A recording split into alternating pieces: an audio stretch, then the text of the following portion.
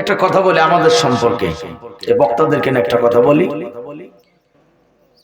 আমাদের দেশের বক্তারা হলো ধোঁকাবাজ। ধোঁকাবাজ কেন বললাম? এরা জাতির মাঝে কথা বলতে বসে 1-1.5 ঘন্টা বয়ান করে, 10টা-20টা আয়াত খুঁজে পাওয়া যায় না। এদের ওয়াজে কোরআনের আয়াত খুঁজে পাওয়া যায় না, হাদিস পাওয়া যায় না। অবাঞ্ছিত কিচ্ছা কাহিনী, বানোয়াট কথা, বানোয়াট যুক্তি, কখনো হাসে, কখনো কান্দে, কখনো চিৎকার মারে, এই হলো ওয়াজ। এদেশের বক্তারা যদি আল্লাহর 30 পারা কোরআন থেকে জাতির ওয়াজ করে করে শোনাইতো প্রতিটা বক্তা, এদেশের মানুষের জ্ঞান আরো বেশি অর্জন হতো, মানুষ আরো বেশি সচেতন হতে পারত। ঠিক কিনা বলেন? এই সরল মনা মানুষকে ধোঁকা দিচ্ছে এই বক্তারা, উল্টা পাল্টা কথা বলে যেগুলার কোনো ভিত্তি ইসলামে নাই। সুতরাং নবীজি বলেন, মান ক্বালা বিহি সাদাকা। আল্লাহ রাসূল বলেন, কোরআন হলো সত্য। কোরআন দিয়ে যে কথা বলে তার কথাটাই সত্য কথা। কোরআন দিয়ে যে বয়ান করবে ওই বয়ানটাই কি ভাই, নয়েজ কমান, ওইটাই হলো সত্য বয়ান। আকুলু কাওলান সাদীদা। আল্লাহ তাআলা বলে, যারা আল্লাহকে ভয় করে তারা কথা বলে সত্য কথা। সুতরাং আজকে আপনারা যারা কষ্ট করে বসলেন, মুরব্বী বাবাজিরা, যুবকেরা, এই বসাটা কিভাবে কাজে লাগাবেন, এই শোনাটা কিভাবে কাজে লাগবে, এই বিষয়টা আমাদের আগে জানতে হবে। দেখুন, একই বক্তব্য শোনার পরে ভাই সাউন্ড একটু কমান, আর সাউন্ড মোটা বেশি কান লাগছে। প্রথম যেমন ছিল এটাই ঠিক ছিল, যেহেতু হরেন খুব কাছে। তো একই বয়ান শোনার পরে কিছু লোক ওই আলেমের জন্য দোয়া করে ওয়াজের পরে, আবার ওই একই বয়ান শোনার পরে কিছু লোক হুজুরে গালাগালি করতে করতে বাড়ি যায়। কি কথা বলেন না কেন? একই ওয়াজ শুনে কেউ হুজুরের জন্য দোয়া করে, আবার কেউ হুজুরকে গালাগালি করে। কারণ কি? এখানে হুজুরের ব্যর্থতা নয়, এখানে কোরআনেরও ব্যর্থতা নয়। তাহলে ব্যর্থতা কোথায়? যেখানে ব্যর্থ আল্লাহ ওই জায়গাতেই ওয়াজ করেছেন। কন্যা সুবহানাল্লাহ। আপনারা দুই ভাই গাছের তে সোজায় বসেন, ঠিক আছে, কারণ ওখানে অলসতায় ধরবে। ঠিক আছে, কষ্ট করে শুনবেন, ইনশাআল্লাহ এর দ্বারা ফায়দা হবে। আসেন আমরা 1 নম্বরে জেনে নেই, বয়ান শোনার পরে হুজুরে কেন গালাগালি করে? সমস্যাটা কোথায়? খালি বাংলাদেশে হুজুরে গালাগালি করে না, বহুত হুজুর ওয়াজ করার কারণে তারা মামলাও খায়। কি একটু হানা কিছু কোন আপনারা? তো মাথা ঝাঁকাইলে তো বুঝবে না, মুখ দিয়ে কওয়া লাগবে। ঠিক কিনা বলেন? এই ওয়াজ করার কারণে হুজুররা 3-4 বছর জেলও খাটে বাংলাদেশে। কথা ঠিক না ভাই? অথচ এদেশের বহুত বড় বড় টনকে টন, মনকে মন, চাইল যারা চুরি করে খায়, ডাইল যারা চুরি করে খাইলো, এই চোরেরা বাইরে দিয়ে ঘুরে বেড়ায়। আর আলেমরা হক কথা বলার কারণে এদেশে কারাগারে বন্দী হয়। কথা মিথ্যা না সত্য বলেন? সমস্যাটা কোথায়? সমস্যা যেখানে আল্লাহ ঔষধ দিয়েছে সেখানে। কোন আলহামদুলিল্লাহ। এই জন্য যুবক ভাইয়ারা কান খাড়া করে শোনেন, বাদাম খাওয়া বন্ধ করতে হবে। যা খাইছো খাইছো, ফিরে আর খাওয়া না, রেখে দাও, এটা বাড়িতে পরে খাইবে। আপাতত কথা শুনতে হবে ইনশাআল্লাহ। আসেন এখন আমরা সরাসরি ওই আলোচনাতে যাচ্ছি। কোরআনের বক্তব্য শোনার পরে হিদায়াত পায় না কারা? হুজুরে গালাগালি করতে করতে যায় কারা? তাদের পরিচয় আল্লাহ পাক দিচ্ছেন।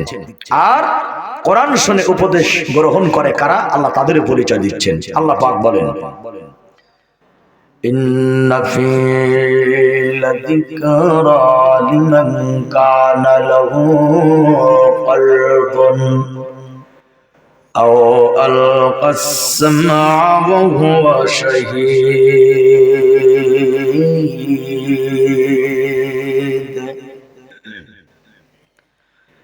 আল্লাহ বলেন, কোরআনুল কারীমে উপদেশের বাণী আছে তার জন্যে। আল্লাহর কথা ভালো করে বোঝেন। এই মহাগ্রন্থ কোরআনুল কারীমের ভিতরে হিদায়াতের বাণী আছে তার জন্যে। কোন সে বান্দা, কোন দলের বান্দা? আল্লাহ কিন্তু এখানে কারো নাম তুলে কথা বলেন নাই। যেহেতু আমার আল্লাহ কারো নাম উচ্চারণ করে নাই, এজন্য আমরাও কারো নাম নেব না। হয়তো আপনারা মনে মনে বলবেন, হুজুর ভিতরে ভিতরে মনে হয় ভয় পাইতেছেন। না, ভয় পাই না, এই জন্য নাম নেব না। কারণ নামাজি মুমিন বান্দার জবানে কুকুরের নাম শোভা পায়, শুয়োরের নাম শোভা পায়, জালিম স্বৈরাচারীর নাম শোভা পায় না। এবার একটু অলসতা না করে একটু উচ্চ কণ্ঠে বলেন তো, সাহস করে উত্তর দিয়েন। আমি জানতে চাই আমাদের বাংলাদেশে জালিম আর স্বৈরাচারী আছে না নাই? আছে? আচ্ছা, একটু পরে আপনারা চিনতে পারবেন তারা কারা। আল্লাহ রাব্বুল আলামিন তাদের পরিচয় ও মহাগ্রন্থ কোরআনেই তুলে ধরেছেন। বলেন আলহামদুলিল্লাহ। মুখ তো অভিশাপ দিবে আপনারে, খুলে বলেন এইবার ঠিক আছে, কথা তো বাইরে বের না। দাঁড়ায় আছো কোন দুঃখে? দুঃখটা কি? ঠ্যাঙ্গে জোর বেশি, কিটা কইলে কথাটা মারাত্মক উত্তর দিছে তো। ভাই বসে পড়েন, দাঁড়িয়ে থাকার ভিতর কোনো ফায়দা নেই, বসে পড়েন। আসেন, জুতা খুলে বসেন, নাহলে জুতা নিয়েই বুঝে পড়েন। সামনের পর আছে তো, তাই নজরটা পড়ে গেল। মাশাআল্লাহ, আমরা পড়ি আলহামদুলিল্লাহ। আমার আল্লাহ বলেন, মহাগ্রন্থ কোরআনে হিদায়াতের বাণী আছে তার জন্য। এই কোন সে বান্দা চিনে নেন? আল্লাহ বলেন, এক নাম্বার হলো কোরআনের কথাকে উপলব্ধি করার মতো, কোরআনের কথাকে ধারণ করার মতো ভালো একটা মন থাকা চাই।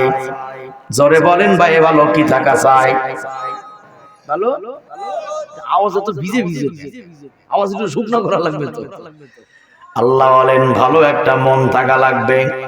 তার মানে হলো আবু জাহেল মার্কা মন নিয়ে যারা কোরআন শুনতে বলবে, কোরআনে তাদের জন্য কোনো রাস্তা নাই। ঠিক কিনা বলেন? এক নাম্বার পয়েন্ট হলো ভালো একটা মন থাকা চাই। আর দুই নাম্বার কথা হলো, অথবা বান্দা যেন নিবিষ্ট মনে কোরআন শ্রবণ করে, ধ্যান এবং খেয়ালের সঙ্গে যেন বান্দা কোরআন শোনে। যারা মনোযোগ দিয়ে কোরআন শোনে, আল্লাহ পাক এই কোরআনে তাদের জন্যই পুরস্কারের ঘোষণা রেখে দিয়েছে। যুবকেরা সুবহানাল্লাহ নাউজুবিল্লাহ বুঝাও যায় না, একটু কথা বলতে হবে যুবকেরা। কোরআনকে যারা মনোযোগ দিয়ে শুনবে, আল্লাহ পাক তাদের জন্য পুরস্কারের ঘোষণা রেখেছেন। এখন বলেন ভাইয়ারা, আল্লাহ যে বান্দারে পুরস্কার দেবে, ওই পুরস্কার নেওয়া আমাদের জন্য দরকার আছে না নাই? দরকার আছে। পুরস্কার কে দেবে? এই ছেলেরা কথা কও, তাহলে বউ ভাবি না কপালে একটা। পুরস্কার কে দেবে? নেবে কারা? কারা নেবে? আমরা। কোন আলহামদুলিল্লাহ। এবার শোনেন কি সেই পুরস্কার যেটা আল্লাহ তার কোরআন সুন্নাহওয়ালা বান্দারে দেবে। এ পুরস্কার তো পৃথিবীর সবাই পাবে না, বলে যারা মনোযোগ দিয়ে শুনবে পুরস্কার তারা পাবে। আল্লাহ বলেন, আল্লাযীনা ইস্তামিউনাল কাওলা ফায়াত্তাবিউনা আহসানা। যারা মনোনিবেশ সহকারে শ্রবণ করবে কোরআনের কথা, ফায়াত্তাবিউনা আহসানা, আর কোরআনের উত্তম বাণীর উপরে বান্দা আমলের নিয়ত করবে। আল্লাহ বলেন, মনোযোগ দিয়ে শুনে যারা আমলের নিয়ত করে, যারা পুরস্কার পাবে হচ্ছে তারা। সুবহানাল্লাহ, সুবহানাল্লাহ। এখন শুনুন কি সেই পুরস্কার। পুরস্কারটা শোনার পরে একসাথে আল্লাহু আকবার বলবো ইনশাআল্লাহ। আল্লাহ বলেন, যারা মনোযোগ দিয়ে শুনে পুরস্কার পাবে তারা। আর একটা প্রশ্ন করি, তারপরে পুরস্কারের কথা বলি। বলেন তো ভাই, আল্লাহ গান শুনতে বলেছে না কোরআন? কি শুনতে কইছে? কোরআন। যারা শুনবে পুরস্কার পাবে তারা। কি পুরস্কার? আল্লাহ বলেন,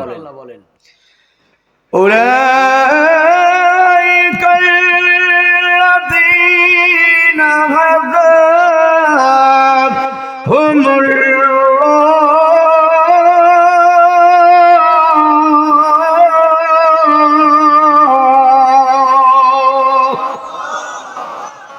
এর চাইতে দামি পুরস্কার বান্দার জন্য আর কিছুই হতে পারে না। আল্লাহ বলেন যারা মনোযোগ দিয়ে শুনবে কোরআন আর উত্তম বাণীর উপর আমলের নিয়ত করবে, আল্লাহ বলেন আমি আল্লাহ পাক তাদেরকে হিদায়াতের রাস্তা দেখাইয়া দিব। সুবহানাল্লাহ, সুবহানাল্লাহ। এর চাইতে দামি কথা বান্দার জন্য আর কিছু আছে? কোরআন যারা মনোযোগ দিয়ে শুনবে তারা হিদায়াতের রাস্তার সন্ধান পাবে। এবার আল্লাহ রাব্বুল আলামিন যারা হিদায়াত পাবে তাদের একটা সার্টিফিকেট আমার আল্লাহ দিচ্ছেন। সুবহানাল্লাহ, পড়েন একবার। এবার আল্লাহ একটা সনদ দিচ্ছেন, সার্টিফিকেট দিচ্ছেন আল্লাহ পাক। কি সেই সার্টিফিকেট? আল্লাহ বলেন উলাইকা হুম উলুল আলবাব। আমার আল্লাহ বলেন আমার কালামকে যারা মনোযোগ দিয়ে শুনে তারা হিদায়াতের মালা পাবে। যুবকেরা ভালো করে শুনে নাও। আর আল্লাহ বলেন যারাই হিদায়াতের সন্ধান পেয়ে গেল তারাই হলো পৃথিবীর সেরা বুদ্ধিমান। আল্লাহু আকবার বলেন। বুদ্ধিমান কারা? এত জোরে করতে হয় না, আস্তে করতে হয়। কোরআন শুনে হিদায়াত পাই যারা তারা বোকা না বুদ্ধিমান? যুবকেরা বলো। বুদ্ধিমান। কেন তারা বুদ্ধিমান হবে না? কারণ তাদের জেহেনে আমার আল্লাহর জ্ঞান আসছে, তাদের কলবে আল্লাহ পাকের জ্ঞান ঢুকেছে। আর আল্লাহ বলেন, আল্লাহ তাআলা বলেন ওয়াল্লাযীনা উতুল ইলমা দারাজাত। আল্লাহ বলেন ঈমান আনার পরে যারা জ্ঞান প্রাপ্ত হবে আমি আল্লাহ তাদের মর্যাদাকে বাড়াইয়া দিব। সুবহানাল্লাহ, সুবহানাল্লাহ। কোরআনের জ্ঞান যার কাছে আছে তার মর্যাদা দুনিয়াতেও বাড়বে আখিরাতেও। ভাই আপনারা বাদাম ভাগ করতেছেন, আমি কিন্তু দেখতেছি। যদি খাওয়ার ধান্দায় থাকেন তাহলে কথার উপর মনোযোগ যাবে না। খায় এখন থুয়ে দেন, পরে খাইন। অজের পর আমারও করে দিয়ে থুয়ে দেন। হ্যাঁ ঠিক আছে ইনশাআল্লাহ। আসলে যা দিতে চায় আপনাদের, যদি আপনারা নিতে না চান এটা আপনাদের ব্যর্থতা হবে, আপনাদের ব্যর্থতা। আমি তো জানি কোন দেশের বক্তারা কি ওয়াজ করে, এটা তো আমি জানি। আমি জানি কোন জেলার বক্তারা কি টাইপের ওয়াজ করে, এটা আমার মুখস্থ আছে। আমি চাচ্ছি ব্যতিক্রম কিছু আপনাদেরকে বোঝাতে দিতে। যদি আপনারা না নেন এটা আপনাদের ব্যর্থতা হবে। এর জন্য মনোযোগ দিয়ে শোনেন। আমার আল্লাহ বলেন যারা আমি আল্লাহ কোরআনের প্রদত্ত জ্ঞান যারা অর্জন করবে তাদের মর্যাদা দুনিয়াও বাড়বে আখিরাতেও বাড়বে। মর্যাদা বাড়াবেন কে? মর্যাদা আমার আল্লাহ তাআলা বাড়ায় দিবে বান্দার। আর এই কোরআনের জ্ঞান যারা অর্জন করবে আল্লাহ বলেন ওই বান্দারাই কেবলমাত্র আমি আল্লাহরে ভয় করে। সুবহানাল্লাহ বলেন। ইন্নামা ইয়াখশাল্লাহা মিন ইবাদিহিল উলামা।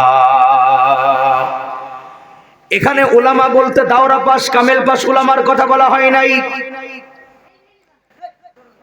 এখানে আল্লাহ পাক আলেম বলতে দাওরা পাস কামিল পাস ফাজিল পাস এদেরকে বোঝায় নাই। আল্লাহ বলেন আমি আল্লাহরে ভয় করে তারা আমার জ্ঞানী বান্দা যারা। আর আল্লাহ পাক এখানে জ্ঞানী তাদেরকেই বলেছে যে বান্দা তার জ্ঞান অনুযায়ী আমল করে। সুবহানাল্লাহ বলেন। যে আলেমের আমল নাই ওই আলেম হইল আলিমুল লিসান, ওটা হইল জবানের আলেম। আর আল্লাহ বলেন আলা কলবিকা লিতাকুনা মিনাল মুনদিরিন। রাসূল আমি আপনার সিনাতে কোরআন রাখলাম। কোথায়? কাকা কথা কন না, রাগ করছেন তো কথা কইেন।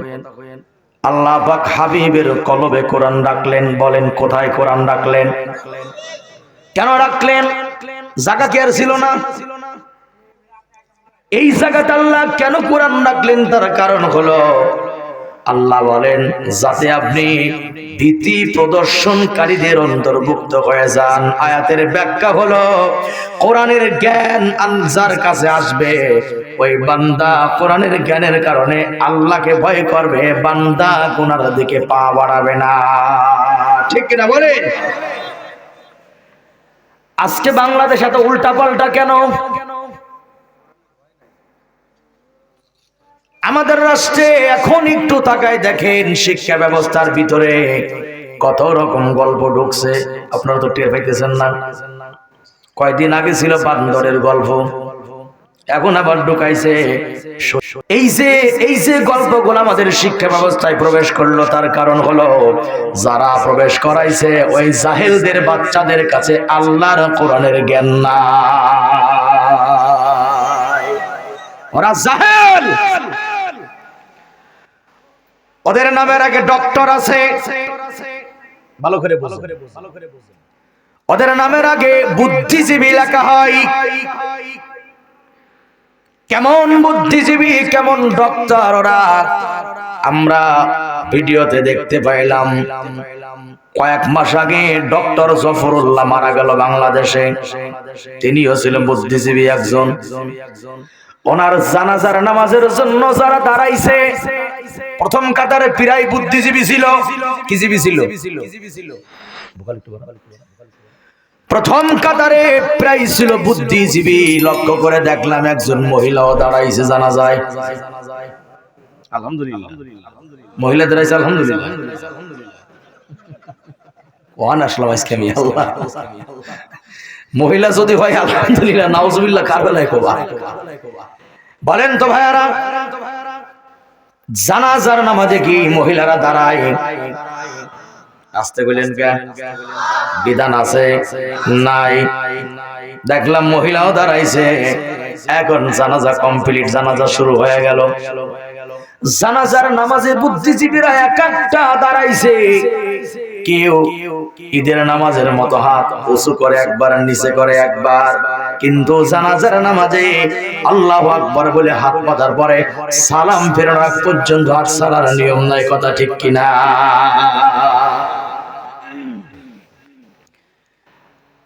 এই খেয়াল করেন, 20 বছর পড়াশোনা করলো কলেজ, ভার্সিটি, বিশ্ববিদ্যালয়ে, ইংলিশ মিডিয়ামে পড়লো, কত ছাতার মাথা পড়াশোনা করলো। 20টা বছর পড়াশোনা করার পরে যেই লোকটা মানুষ মারা গেলে জানাজা করতে পারে না, আল্লাহর কসম করে বলি ওই লোকেরা কখনো বুদ্ধিজীবী হতে পারে না। এরাই হলো জাতির জাতীয় মূর্খ। কথা বলেন ঠিক কিনা? এদের বাপ মা যারা, তারা কপাল পোড়া। কারণ এই সমস্ত আবাল যারা, এদের বাপ মা মারা গেলে ওরা তো জানাজা পড়াইতে পারবে না, দোয়াও জানে না। যে বাপ মা ওদেরকে 20 বছর 30 বছর পড়াশোনা করে বুদ্ধিজীবী বানাইলো, এই বাপ মা কপাল পোড়া বাপ মা। কথা বলেন ঠিক কিনা? পক্ষান্তরে মাদ্রাসার তলবে ইলম যারা 10 বছরে 12 বছরে তারা জানাজার নামাজ পড়াইতে পারে, ঈদের নামাজ পড়াইতে পারে, ইমাম না থাকলে জুম্মার নামাজও পড়াইতে পারে। আল্লাহু আকবার বলেন মিয়া। আসল বুদ্ধিজীবী ওরা না আমরা? আস্তে কথা কইতেছেন। হ্যাঁ, আসল বুদ্ধিজীবী ওরা না আমরা? আল্লাহ বলেন এই কোরআনের জ্ঞান যাদের কলবে প্রবেশ করবে আমি আল্লাহ তাদের মর্যাদাকে বাড়াইয়া দিব। কেমন বাড়াবেন এবার শুনেন। হাদিসের ভাষা রাসূল বলেন শাফাআতিল মালাইকা। এই যুবক, গুতগুতি করতেছো কে? কান খাড়া করে শোনো মিয়া। সামনেই 14 ফেব্রুয়ারি নফল ইবাদতের দিন। এইবার ঠিক আছে না? ভালো করে শোনো, মনোযোগ দিয়ে শুনবা আর চরিত্র সংশোধন করে খালিদ বিন ওয়ালিদের মতো ইসলামের রাস্তায় চলতে হবে। কথা ঠিক কিনা বলেন? বেশি সিয়াদার আবানা, আমি হুজুর কালাম বেশি ভালো না। কান খাড়া করে শোনো, কারণ এই ধমক এটা কিন্তু ভালোবাসার ধমক। এই ধমকের কারণে আল্লাহ তোমারে সত্যের সন্ধান দিতে পারে, কথা ঠিক কিনা? কি বলি কোরআন থেকে শুনে নাও, কথা বলার ধ্যান খেয়াল নষ্ট করবা না। গরম পানি চা কিছুই নাই, আপনি বসেন। এই ছাত্র ভাইরা, স্টেজে গরম পানি বা চা দিয়ে গেলে ভালো হয়, মাঝে মধ্যে একটু দেওয়া দরকার, কারণ এই মেশিন তো ঠিক রাখা লাগবে, ঠিক কিনা বলেন? হ্যাঁ, লক্ষ্য করুন। আমার আল্লাহ বলেন, আল্লাহর কথা শোনো ভালো করে, এই জ্ঞান যারা অর্জন করবে তাদের মর্যাদা কমে না বাড়ে? বলেন বলেন, কমে না বাড়ে? এবার কেমন বাড়ে? রাসূল হাদিসে বলেন, শাফাআতিল মালাইকা আল আম্বিয়া সুম্মাল উলামা সুম্মাশ শুহাদা। কষ্ট না হলে আল্লাহু আকবার বলতে পারেন। নবীজি বলেন হাসরের ময়দানে, বলো যুবক কোন ময়দানে? জোরে বলো কোন ময়দানে? হাসর সামনে আছে না নাই? আসল খেলা তো দুনিয়াতে হবে না, ফাইনাল খেলা হবে হাসরের ময়দানে, কথা ঠিক কিনা? এখন তো বাংলাদেশে মাঝে মধ্যে দেখি এই হেরে খেলবার ডাকে, হে হেরে খেলবার ডাকে, কথা ঠিক না? আসলে দুনিয়াতে কোনো খেলা নাই, আসল খেলা হবে হাসরের ময়দানে। ইযা ওয়াকাতিল ওয়াকিয়া, ঘটনা একটা ঘটবে, কিন্তু ওইটার নাম হলো কিয়ামত। আল্লাহ কি বলে শোনেন, ইয়াউমা ইয়াকুমুন নাসু লিরাব্বিল আলামিন।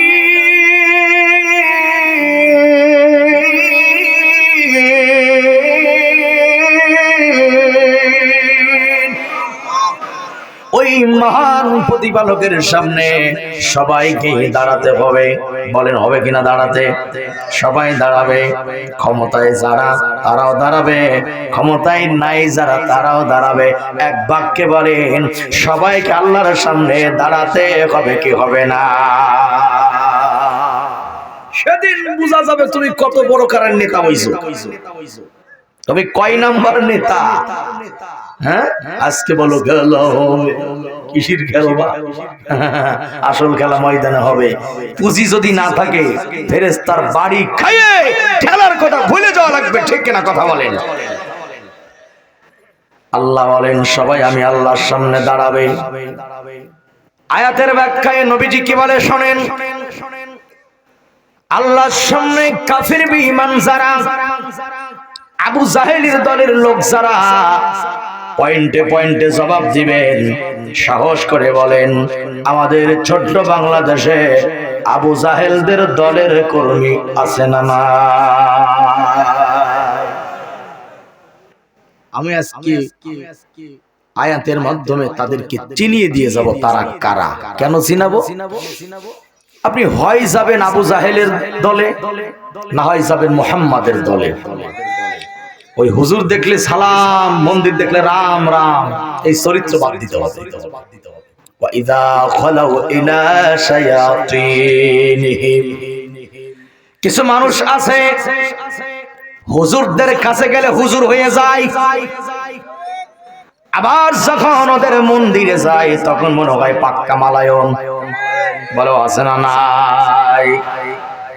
ইন্নাল মুনাফিকিনা ফিদ দারকিল আসফালি মিনান নার। সা বক্তাকে দিতে হয় অল্প একটু করে, দুই টোপ দুই চুমুক দেবে, শেষ। থাক থাক থাক, ঠান্ডা হোক, যে গরম জিভে ফুটে যাবে। আলোচনার দিকে আমরা কান লাগাই।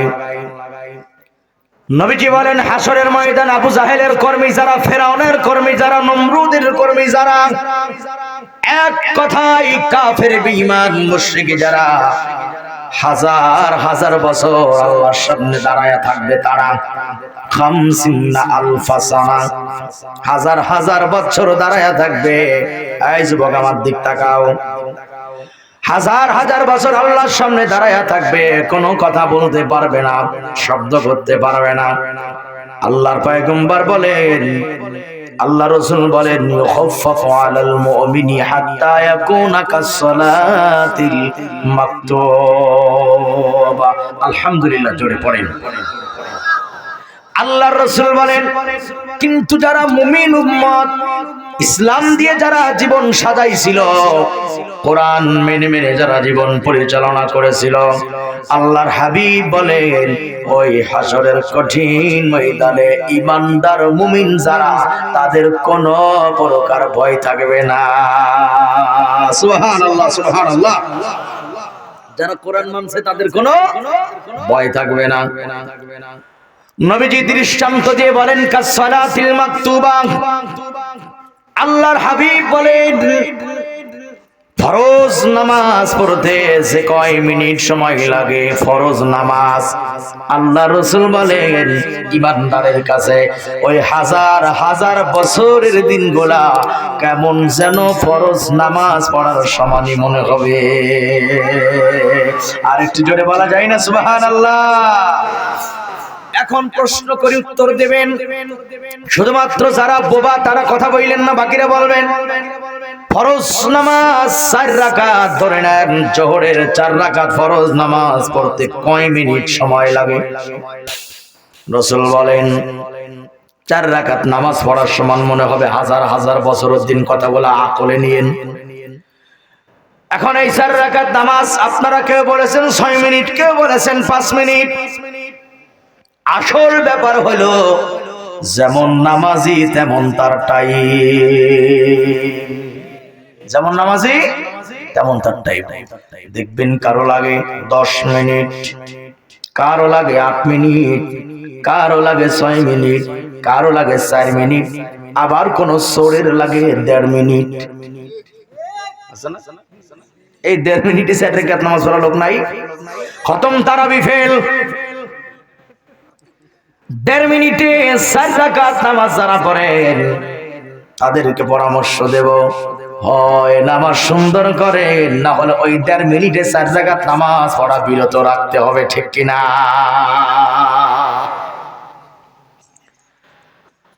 আল্লাযীনা হুম ফি সালাতিহিম খাশিউন।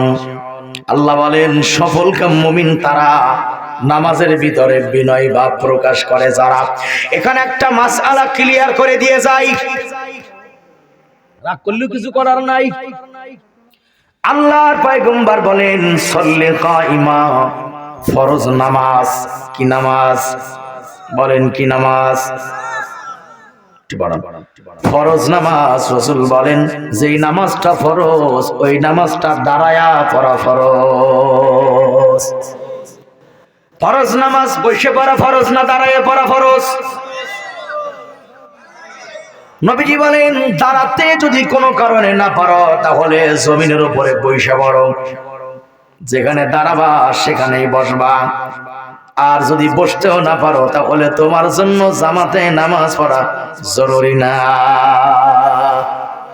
তুমি যদি বসতেও না পারো জামাতে নামাজ পড়া তোমার জন্য জরুরি নয়।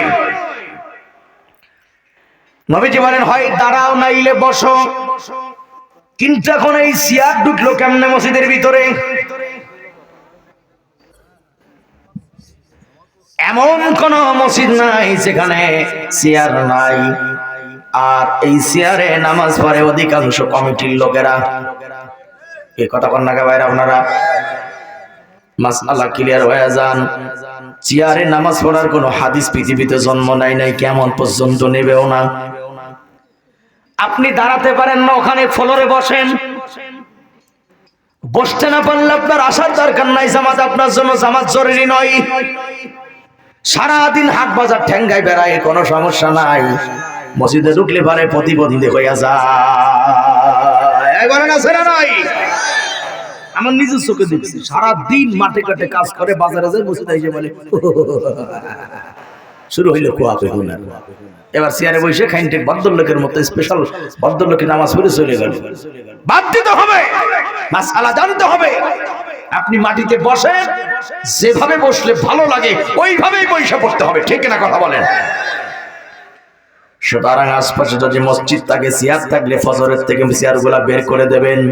দয়া করে কোনো মুরব্বী চাচা মাথায় যদি ব্যথা হয়, গিরাই যদি ব্যথা হয়, চেয়ারে বসবেন না, সরাসরি মাটিতে জমিনে বসবেন। কারণ চেয়ার টুলের কোনো মাসালা নাই। নবীজি অসুস্থ ছিল, 3টা দিন দাঁড়িয়ে নামাজ পড়তে পারে নাই।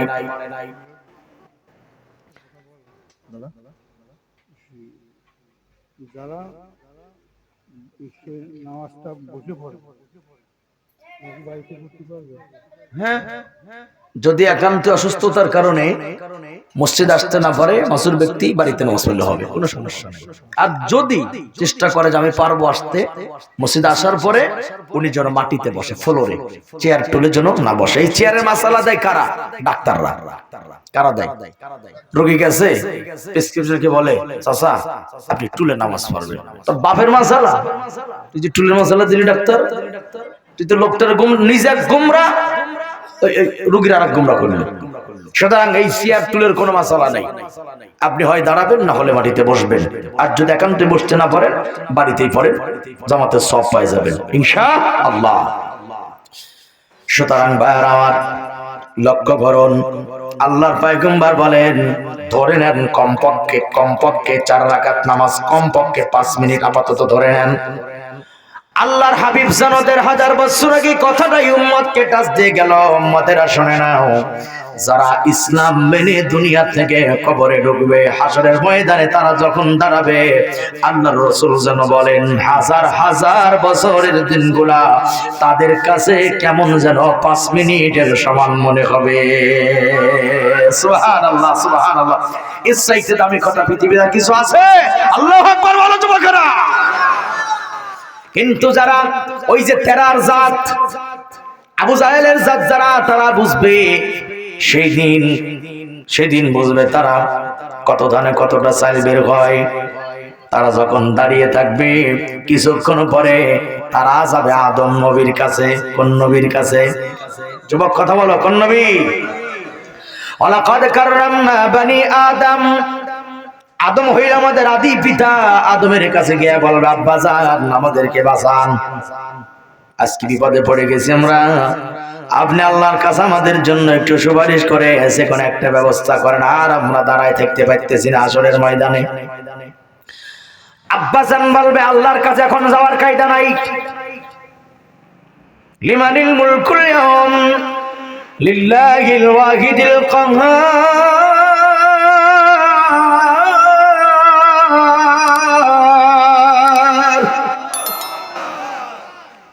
ভয় নাই, মাইক ফাইটবেন না। আমি জোরে খুলে খালি মাইকের দিকে হাত দেয়, লোকটা চালাক।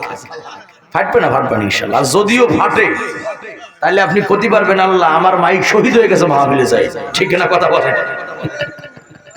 ভয় পাবেন না, ফাটবেন ইনশাআল্লাহ। না আজকে তো আমি ওই বেশি জোরে কমাইতেছি না, আস্তে আস্তে ভয় নাই, সমস্যা নেই ইনশাআল্লাহ। আজকে ভালো হয়ে গেছে, ঠান্ডা মাথায় কথা বলতেছি। হ্যাঁ, আল্লাহ পাকের সার্ভিসকে দিনের উপরে কবুল করুন, বলি আমিন। হ্যাঁ, দোয়া তো এমনি অটোমেটিক আসবে, আল্লাহ কবুল করুন বাইরের সার্ভিসকে। আবার বলি আমিন। আল্লাহ রাসূল বলেন একদল মানুষ যাবে আদম নবীর কাছে, তিনি আমাদের আদি পিতা। কি পিতা? আদি পিতা। এখন মুসলমান এটাও ভালো করে জানে না মুসলমানদের আব্বা কয়জন, ঠিক কিনা বলেন?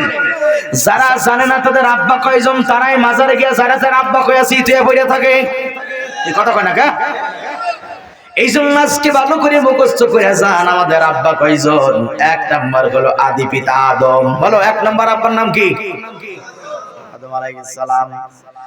আদম বলবেন তোমরা নূহুর কাছে চলে যাও, তিনি জাতির দ্বিতীয় পিতা, তিনিও জাতির পিতা, এটা অনেকেই জানে না।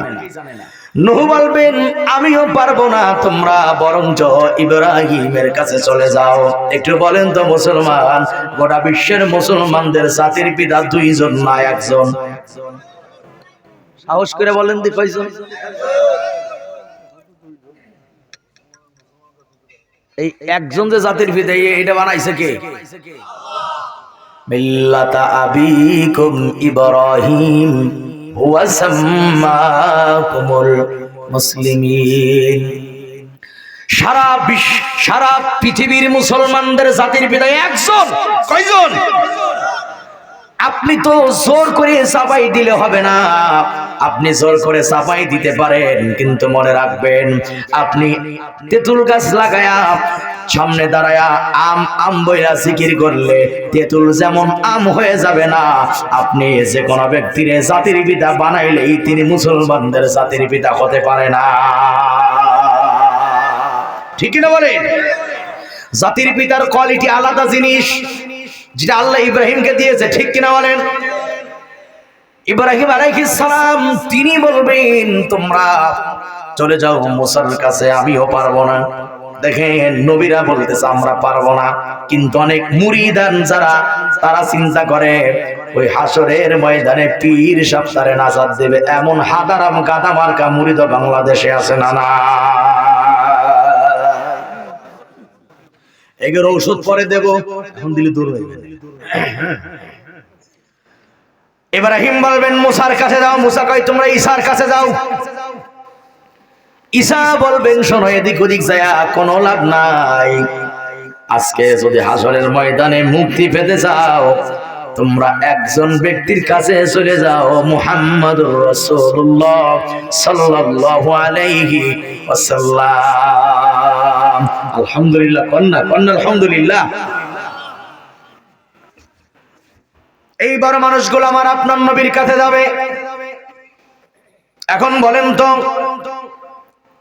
আদি পিতা আদম, এরপরে জাতির পিতা ইব্রাহিম, আর আমার আপনার নবীজি হলো আমাদের রূহানি পিতা।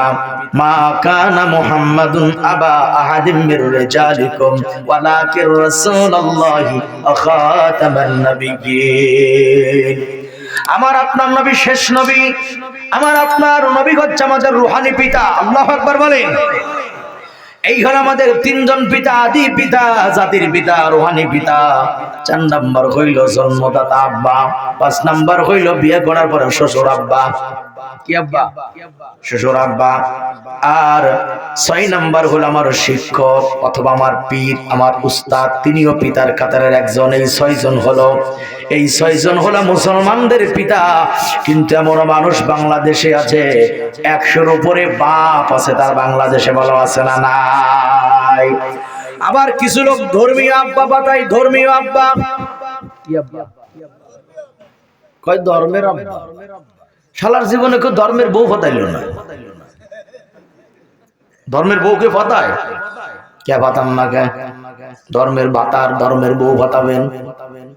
ধর্মের স্বামী, ধর্মের বউ, এটা যেমন হারাম, তেমনি করে ধর্মীয় আত্মীয় করাটাও তেমন হারাম। ধর্মীয় আত্মীয় এটা জায়েজ নয়।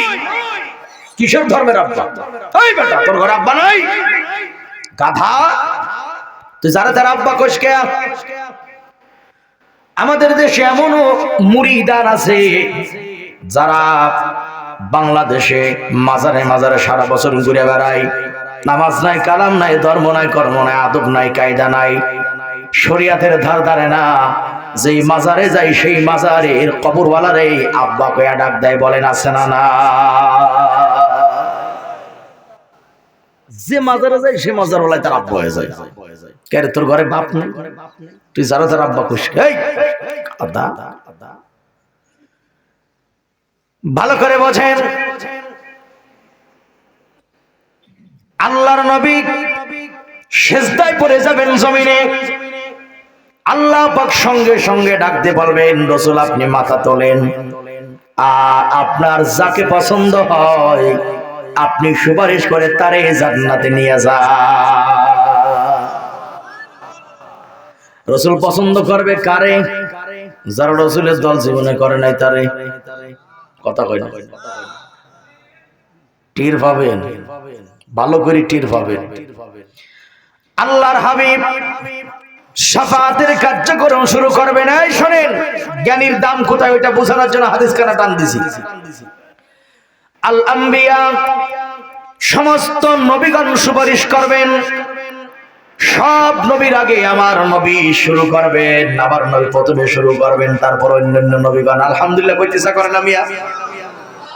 সবার আগে কাদের নবী? এটা আমাদের খুশি লাগে না শুনলে? আমার দুঃখ লাগে, কষ্ট লাগে, ব্যথা লাগে। যেই নবী শাফাতের কার্যক্রম শুরু না করলে শাফাতই শুরু হবে না। ওই নবীর যারা গালি দেয় পৃথিবীর বুকে, ওই সমস্ত কাফের বেঈমানেরা বাংলাদেশের মেহমান হইয়া ঘুরে চলে যায়। যারা রাসূলকে গালি দেয় তারা আমাদের দেশে রাষ্ট্রীয় মেহমান হয়ে ঘুরে চলে যায়। এখন আল্লাহ কি বলে শোনেন, والذين كفروا بعضهم أولياء بعض। আল্লাহ বলেন পৃথিবীর সমস্ত কাফের এক কাফের আর এক কাফেরের বন্ধু। কথাকার কথাকার। আপনি বাংলাদেশে বসে আমেরিকার কাফেররে গালিগালাজ করেন, আপনি এখানে বসে যদি ভারতের কাফেররে গালি দেন, গালি দিলেন ভারতের কাফেররে, তেলে বাগুনে জ্বলে বাংলাদেশের কাফেরেরা। কারণ কি? কারণ কি? কয় না কারণ কি? ওই যে ওরা তলে তলে বন্ধু। এই জন্য কথাই আছে, সরে সরে হালি এক সরে বিয়ে করে আর এক সোরার শালি। কথা ঠিক কিনা জোরে বলেন?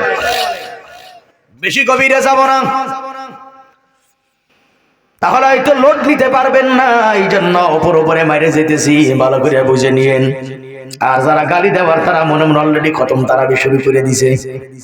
কথা ঠিক না? যারা গালি দেওয়ার তারা অলরেডি গালাগালি মনে মনে শুরু করে দিছে। তুই গালিতে থাক, আমরা বলতে থাকি, তোর চুলকানি থামবে না যতক্ষণ, মলম লাগাবো ততক্ষণ। কথা ঠিক কিনা জোরে বলে না? এক নম্বরে সুপারিশ করে, এই যুবক ভালো করে শোনো, সুপারিশ করবে তোমার আমার রাসূল। এক নম্বরে আমার আপনার হাবিব শুরু করবেন, তারপর অন্যান্য নবীগণ শুরু করবেন। এবার দুই নম্বরে কারা সুপারিশ করবেন এটা শোনার আগে একবার বলেন আলহামদুলিল্লাহ। এক নম্বরে নবীগণ, দুই নম্বরে সুম্মাল উলামা, দুই নম্বরে সুপারিশ করবেন আলেম উলামা। আল্লাহু আকবার।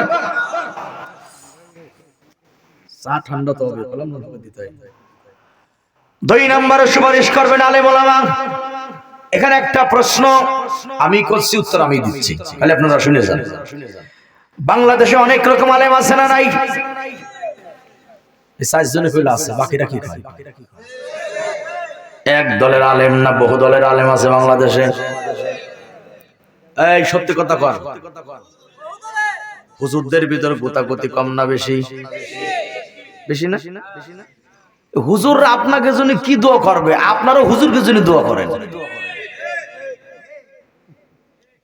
হুজুর রাজা শুরু করছে বর্তমান দেশে, এ জাতিরে খাইছে দেশের হুজুররা। কথা কোন বলতে বাধ্য, তবে হ্যাঁ আমি সব হুজুরের কথা বলতেছি না। মনে রাখবেন, যারা সরকারের পাছাটা গোলাম আর যারা দরবারের পাছাটা গোলাম, এই দুই প্রকারের গোলাম মার্কা মৌলবীরা এই দেশটারে ছিন্ন বিচ্ছিন্ন করে ফেলাইছে। জাতির ঐক্য করে এরা ছিঁড়ে ফেলাইছে। এই সমস্ত সুবিধাবাদ মৌলবীদের কারণেই আজকে জাতির মাঝে ফাটল ধরেছে। জাতি যদি এক থাকতো, জাতি যদি এক থাকতো, বাংলাদেশের শিক্ষা ব্যবস্থার ভিতরে বানর তৈরি ঢুকতো না। যদি বাংলাদেশের মুসলমান এক থাকতো, আমার দাদার সিনেমাটার ভিতরে সমকামিতার গল্প কখনোই করতে পারতো না। ঠিক কিনা কথা বলে? এগুলি হইছে কে? এই ভাই কোনে যান? ও ভাই, এই ভাই, ভাই রাগ করলো নাকি? পুরসা ভাইছে, এটা ছুটি নিয়ে উঠছেন ওটার সময়। হ্যাঁ ভাইরা আমার, আলিমুল লিসান, জবানের আলিম, সুবিধাবাদ মৌলবী বাংলাদেশে কম না বেশি? বলেন কম না বেশি? এক মৌলবী তো প্রধানমন্ত্রী জান্নাতে ডুবই দিছিল। কথা কয় না? প্রধানমন্ত্রীও জানে যে মৌলবী তুমি আমারে পাম দিতেছো, এটা প্রধানমন্ত্রী বোঝে, কারণ সে শেখ মুজিবের কন্যা, তার তীক্ষ্ণ বেরেন, এত বছর রাজনীতি করে তুমি মৌলবী যে পাম পট্টি দিতেছো এইটুক সে বুঝবে না। আরে মৌলবী তো আস্তটা বোকা। ঠিক কিনা কথা বলে? এ সমস্ত বাদ দাও। জাতির স্বার্থে যে মৌলবীরা কাজ করে, যারা যাদের ভিতরে মোটামুটি 5টি কোয়ালিটি থাকবে, 5টি গুণ থাকবে, ওই আলেমরাই হাসরে ময়দানে সুপারিশ করবে। কয়টা গুণ থাকলে? কয়টা গুণওয়ালা আলেম বলেন, কয় গুণওয়ালা আলেম? এই 5 গুণ রেখে দিলাম। মুনাজাতের আগ দিয়ে 5টা গুণ আমি আপনাদের বলে দেব, আপনারা মনে করে দেবেন ইনশাআল্লাহ। বসেন, কষ্ট করতেছেন দাঁড়ায় দাঁড়ায়, ভাই আসেন, আরে সিয়ার আসেন, আসেন, তা কত সুন্দর অবস্থা আছে। এই তলবেলে ওরা কাজ না থাকলে বসে পড়ো, যাও, কাজ না থাকলে বসো, চেয়ার আছে তো, বসেন। আল্লাহ তাআলা আজকের মাহফিলকে হিদায়াতের উপর কবুল করুন, বলি আমিন, আর জোরে বলি আমিন। সুম্মাল উলামা, 2 নম্বর সুপারিশ করবেন একদল আলেম ওলামা। যে ওলামায়ে কেরামের ভিতরে কমপক্ষে 5টি গুণ পাওয়া যাবে তারাই সুপারিশ করবেন। আলহামদুলিল্লাহ বলেন। মনে রাখেন কয় দল সুপারিশ করবে, হ্যাঁ। এরপরে 3 নম্বরে সুপারিশ করবেন সুম্মা শুহাদা, শহীদগণ যারা ইসলামের জন্য যারা জীবন দিয়েছে তারাও সুপারিশ করবেন। আর 4 নাম্বার হলো মান জাআলাল কুরআনা ফাস্তাজহারা ফাহাল্লা হালালাহু ওয়া হারামা হারামাহু আদখালাহুল্লাহুল জান্নাহ। 4 নম্বরে সুপারিশ করবেন ওই হাফেজে কোরআন, হাফেজ সাহেব 30 পারা কোরআন মুখস্থ করার পরে হালালকে হালাল মেনেছিল, হারামকে হারাম মেনেছিল। ওই হাফেজে কোরআন কমপক্ষে 10 জনকে সুপারিশ করে আল্লাহর জান্নাতে নিয়ে যাবে। কয় দল হলো? কয় দল হলো? 4টা। 5 নম্বর হলো শাফাআতুল মালায়েকা, একদল ফেরেশতারা সুপারিশ করবেন। এই যে 5টা দল মানুষকে, গুনাহগারদেরকে সুপারিশ করবেন, সুপারিশ পাবে না 2 দল, সুপারিশ করবে 5 দল, সুপারিশ পাবে না 2 দল। প্রশ্ন করে বলেন সুপারিশ করবে কয় দল? মুখ খুলে বলেন, পাবে না কয় দল? এখন এই 2 দল কারা? এটাও তো জানা দরকার আছে, কথা কয় না কেন? এই আবার কোন হতভাগা কপাল পোড়া 2 দল যারা সুপারিশ পাবে না? কি মনে হয় আওয়ামী লীগ আর বিএনপি? ভালো করে শোনেন, এখন কোন 2 দল সুপারিশ পাবে না? আল্লাহর কোরআন বলে 1 নম্বরে আল্লাহ বলেন ওয়া মান ইউশরিক বিল্লাহি ফাকাদ হারামাল্লাহু আলাইহিল জান্নাত ওয়া মাআওয়াহুন নার ওয়া মা লিয-যালিমিনা মিন আনসার। ভালো করে বুঝুন, পয়েন্ট গুরুত্বপূর্ণ। 1 নম্বরে সুপারিশ পাবে না যারা মুশরিক, যারা শিরিক করে আল্লাহর সাথে। যারা কি করে? শিরিক করে। বলেন যারা কি করে? ওয়াজ আজকে ট্যাবলেটের মতো করে গিলে দিয়ে যাব। কেন বুঝবে না জাতি ওয়াজ? কেন ওয়াজ বুঝবে না? বলেন 1 নম্বরে সুপারিশ পাবে না যারা কি করে? শিরিক। এখন এই শিরিক করে কেমনে? এই শিরিক করে কেমনে? আমি সংক্ষিপ্ত আকারে আপনাদের 4টা নমুনা দেখাই দেব।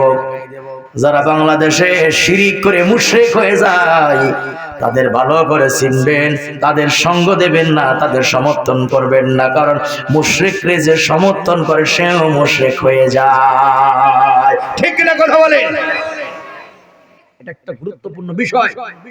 যারা শিরিক করবে তারা সুপারিশ পাবে না।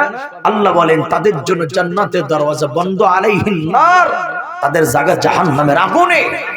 তারা হাসরের মাঠে বন্ধু পাবে না, সুপারিশকারীও পাবে না।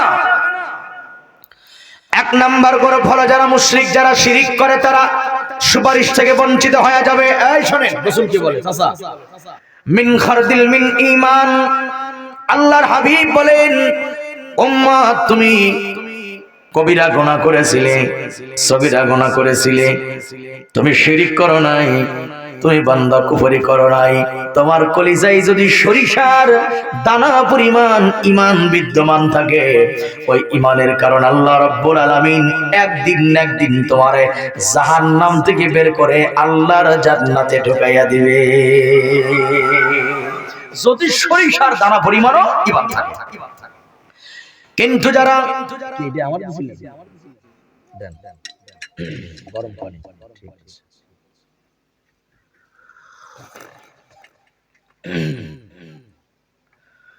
রাসূল বলেন, কিন্তু যারা শিরিক করে তাদের অন্তরে ঈমান নেই থাকে না, ঈমান শূন্য অন্তর হয়ে যায়। আর যাদের অন্তরে ঈমান থাকবে না, আল্লাহ বলেন হুম ফিহা খালিদুন, তারা যখন জাহান্নামে প্রবেশ করবে আর কোনদিন জাহান্নাম থেকে বের হতে পারবে না। যুবকেরা বলেন তো কথাটা কার? জাহান্নামের আগুন, দুনিয়ার আগুন, এর পার্থক্য কি জানেন? জাহান্নামের আগুন থেকে কাউকে যদি বের করে দুনিয়ার আগুনে রাখা হয়, সে কি মনে করবে জানেন? গরমে ছিলাম, এসিতে আসলাম। কথাটা বুঝেন নাই? জাহান্নামের আগুন থেকে বের করলে মনে করবে গরমে ছিলাম, এসিতে প্রবেশ করলাম। তার মানে কি? জাহান্নামের আগুনের কাছে দুনিয়ার আগুন আগুনই না। এক নম্বরে যারা মুশরিক তারা সুপারিশ পাবে না। এখন এই যে শিরিক করলে জান্নাত পাবে না, এখন শিরিক কাকে বলে অনেকেই বোঝেন, অনেকেই জানে না। আমি আপনাদের একটু বোঝাই দেই। বাংলাদেশে যারা শিরিক করে, এক নম্বরে কপালের দ্বারা শিরিক করে। বলেন কিসের দ্বারা শিরিক করে? এবার বাস্তব ওয়াজ মিলাবেন। এক নম্বরে কপাল দিয়ে শিরিক করে, অথচ কোরআন বলে ওয়ান্নাল মাসাজিদা লিল্লাহি ফালা তাদউ মাআল্লাহি আহাদা। আল্লাহ বলেন বান্দা, তোর 4 আঙ্গুল কপাল, তোর নাকের মাথা, তোর 2 হাতের পাতা, তোর 2টা গিরাপ, তোর 2টা পা, এই অঙ্গ প্রত্যঙ্গ দ্বারা গায়রুল্লাহকে নয় সিজদা করবে কেবলমাত্র আমি আল্লাহকে। কথা ঠিক কিনা? কপাল দিয়ে শিরিক করে কেমনে, তার বাস্তব এবার উদাহরণটা খেয়াল করুন। আমার দেশের বহুত মানুষ আছে, নারী এবং পুরুষের আছে, যারা আল্লাহর ঘরে সিজদা দেয় না, ঘরেও নামাজ পড়ে না, মাঝে মধ্যে বাবাদের দরবারে গিয়া মাজারে কপাল দিয়া সিজদা করে কি করে না? সাক্ষী দেন করে কিনা? আমি নাম বললাম না, দরবার গোলার চিনেন আপনারা? নাম বললেও গীবাত হবে না, এটা বলা জায়েজ। তাহলে যারা কপালের দ্বারা মাজারে বা অথবা তাজা পীর, মরা পীর, এদের সামনে যারা মাথা নত করে সিজদা করে, বলেন তো পীরকে সিজদা করা এটা জায়েজ না নাজায়েজ? হালাল না হারাম? এমন হারাম শিরিকের পর্যায়ে চলে যাবে। কিন্তু দুঃখ লাগে, হাজার হাজার মুরিদ এই বাংলাদেশে পীরের কদমে সিজদা করে, পীরের কবরকেও সিজদা করে। মিথ্যা না সত্য? আমার সাথে তাল দিয়েন না, যা জানেন তাই বলবেন। হ্যাঁ, আছে কিনা বাংলাদেশে? ফরিদপুর জেলাতে মনে হয় নাই। এবার শোনেন, আমি কয়েকজন মুরিদকে জিগাইলাম, ভাই আপনি সিজদা কেন করেন দরবারে? কয় আমি তো সিজদার নিয়ত করি নাই। সিজদার? আচ্ছা, কেউ যদি পায়খানা গালে দিয়ে রসগোল্লার নিয়তে গালে দেয়, ওটা কি রসগোল্লা হবে না পায়খানা থাকবে? তোর নিয়ত করে কি আসে যায় বেটা? সিজদা তো সিজদা। জিগাইলাম কেন করো? আমি গুনাহগার, আমার জবান ভালো না, এই জন্য ওলি আল্লাহর দরবারে আমি সিজদা করি, মান্নত করি, ওলি যেন আল্লাহর কাছে আমার খবরটা পৌঁছায় দেয়, এই জন্য আমি ওলিয়া ওলিয়ার মাজারে সিজদা করি। অথচ ইসলাম কি বলে শোনেন, মানুষের যা চাওয়া যা পাওয়া, এই জন্য পীর ধরার কোনো দরকার নাই, মাজারে যাওয়ার কোনো দরকার নাই। একজন বান্দা ওযু বানাইয়া যদি তাহাজ্জুদের জায়গা মাঝে দাঁড়ায়া যায়, ওয়াস্তাইনু বিস-সাবরি ওয়াস-সালাত, বান্দার ধৈর্য এবং নামাজের মাধ্যমে আল্লাহ পাক বান্দার সকল আশাকে পূরণ করতে পারে কি পারে না? বলেন পারে কিনা? তাহলে আপনি মাজারে কান্দেন কেন, মাজারে সিজদা করেন কেন? বরঞ্চ বাংলাদেশের যত মাজার আছে এই সবগুলা মাজার হইল ধর্মকে পুঁজি বানায়া জনগণকে ধোঁকা দিয়ে টাকা পয়সা খাওয়া। কথা বলেন ঠিক কিনা? আমগো দেশের মাজারে যাইয়া দেখেন অবস্থারে, কিবা নারী কিবা পুরুষ, পীরের প্রেমে সবাই বেহুশ। পুরুষে তো হুশ থাকে না, নাচানাচি ঠেলাই নারীকে পুরুষকে একাকার হয়ে যায়। আমগো দাসের মাজারে যাইয়া দেখেন অবস্থারে, কিবা নারী কিবা পুরুষ পীরের প্রেমে সবাই বেহোশ। নাচানাচি করে ওরা, ফালাফালি করে ওরা, গলায় বাঁধে ঢোল, দেখলে রে ভাই মনে হয় আজ তো পাগল।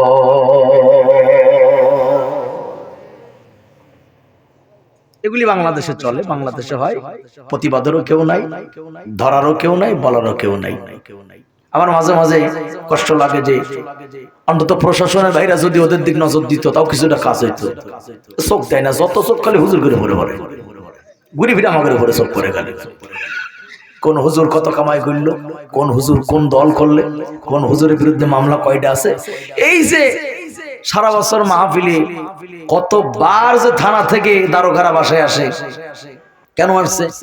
এই ভাই আপনার নামে একটা তথ্য আসছে, আপনি কোন দল করেন, আপনার নামে একটা মাহফিল অনুমতির জন্য ওরা আবেদন করেছে, ওরা জানতে চাচ্ছে আপনি দল করেন কিনা বা মামলা টামলা আছে কিনা। এখন যদি কই দল করি মামলা আছে, তাইলে আমারও মাহফিল ক্যান্সেল।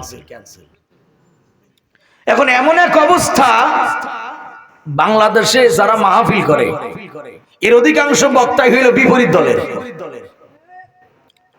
মানুষ। মানে তারা যেই দলের বক্তা চায় সেই দলের কোনো বক্তাও নাই, আলেমও নাই। এই পরিস্থিতি তৈরি হয়েছে আমাদের দেশে। এগুলি করে কারা?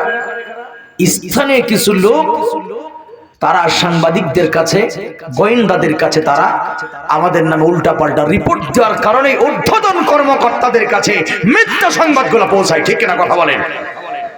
চোখটা তাদের উপরে দেওয়া দরকার, কারণ তারা শিরিক করে, প্রকাশ্যে তারা শিরিক করে মানুষকে জাহান্নামের দিকে নিয়ে যাচ্ছে। এজন্য এক নম্বরে শিরিক করে 4 আঙ্গুল কপালের দ্বারা। অথচ আল্লাহর হাবিব বলেন, কোন উম্মত যদি নামাজে দাঁড়াইয়া সিজদায় চলে যায়, বান্দা যখন এই কপালটা জমিনের উপরে ঠেকায়া দেয়, ওই বান্দা আর আল্লাহর সম্পর্ক অতি নিকটতম হয়ে যায়। সুবহানাল্লাহ। মাজারে সিজদা করে মনের চাওয়া, মনের আশা পূরণের জন্য মাজারে মান্নত করে, এটা সম্পূর্ণ হারাম। অনেকেই মাজারের পানি পড়া বোতলে ভরে অনেক দিন বাড়িতে ছিটায় আর গায়ে নাই গোসল করে খায়, এগুলি বেদআত। মাজারে গেলে ধুলাবালু গায়ে মাখায়, মাজারের গিলাপ দইরা চুমা খায় কপালে মুখে, কিন্তু এই পাবলিকরে দেখলাম না আল্লাহর ঘর মসজিদের দেওয়াল দইরা চুমা খাইছে। বলেন, মাজারের দেওয়ালের দাম বেশি না আল্লাহর ঘর মসজিদের দেওয়ালের দাম বেশি? এই পাগলটা তো কোনোদিন মসজিদের দেওয়াল ধরে চুমা খাইল না। মসজিদে ঢুকতে কোনো আদব কায়দা নাই, মাজারে গেলে এইভাবে হিন্দুদের মতো তারা তাদের দেবদেবীর সামনে যেভাবে হাত জোর করে, মুসলমান মাজারের সামনে গেলে হাত জোর করে কি আদবের সাথে ভিতরে ঢোকে, এভাবেই যায় এভাবেই আসে, পাছা দেখায় না, আদবের ঠেলায়। এগুলি ইসলামের কোন কার্যক্রম নয়। এক নম্বরে শিরিক করে 4 আঙ্গুল কপালের দ্বারা। এখন আমি আপনাদের তামান্না জানতে চাই, যতদিন বাঁচবেন এই কপালটা মাজারে, কবরে, দরগায় দরগায় দেবেন না, নামাজের মাধ্যমে আল্লাহর সামনে নত করবেন। একটু কষ্ট হলো ডাইন হাতটা দেখি কারা কারা তৈরি আছেন। আল্লাহ হাতগুলো আপনি আপনার জন্য কবুল করুন। আর জোরে বলি আমিন। আপনার মান সময় কম, 12:15। অন্য কোনো কাজ তো নাই, মানে এরপর দোয়া ছাড়া আর তো কিছু নাই বাবা। না সময় তো দেখতে হবে, যত 12টার কাছাকাছি আমরা আছি।